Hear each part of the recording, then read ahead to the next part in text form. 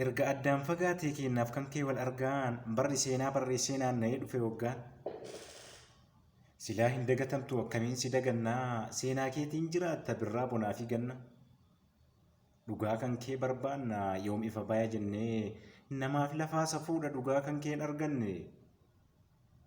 Gurra keenna qarannee eegna waca simbiraa waa'een artist Hacaaluu wanta haaraan maaltu jiraa jennee ima gaafanna dhihaa fi barii lafaa guyyaa kophaa gongumaa halkan cinaachaan rafaa.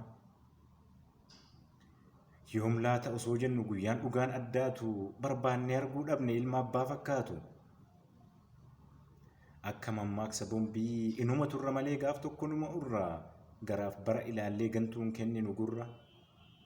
Haqa keessa foolatu osoo ciniinsifannu garaan keenna danda'ee goota koos hin dagannu.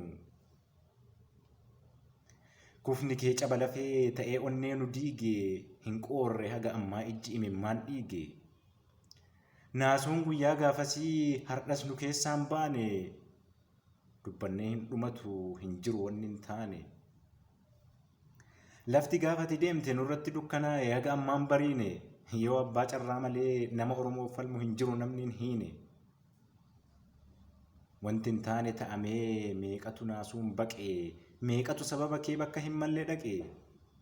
Akka dhabneeti malee akki kee nun teessisu adaa jaalalaa fi qabeenyi lubbuu namaan deebisu. Silaasitu deebi'ee seenaa goototaa faarsaa silaasitu geerarsaan geeraree diina raasaa. Maal godhuu dandeenya ree waan hiixanneen dhaqqabne obsuun dirqama taanaan dirqiin obsuu jalqabne.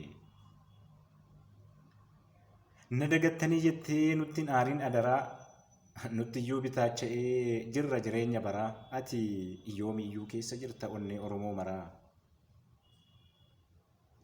Haga Oromoon jiru yoomiyyuun dagatamtu turtus ima milkoofti kaayyoon keen sharafamtu.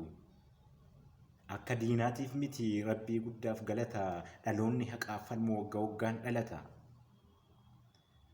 Gaaf tokko ni milkoofna deemnee imala dheeraa abbaan haqaan ijaara galma dhaddacha seeraa.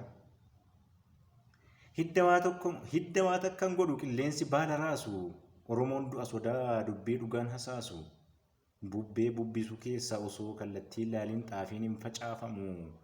Haga gayu ni beeka wacaaf sirba diinaatiin Oromoon hin raafamu. Bubbee bubbisu keessa osoo kallattii ilaaliin xaafiin hin facaafamu. Haga gayu ni beeka wacaaf sirba diinaatiin Oromoon hin raafamu. Asii fi achi hin daaqu dhaloonni waadaa baatu.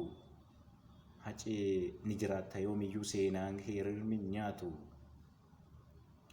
Asii fi achi hin daaqu dhaloonni waadaa baatu. Hacee ni jiraatta yoomiyyuu seenaa kee rirmi hin nyaatu. Qaqqaxaleen sanyii kee imaanaa baattiin raftu turtullee ima baati gumaan kee baddeen haftu. Yaadannoo artist Hacaaluu Hundeessaatiif.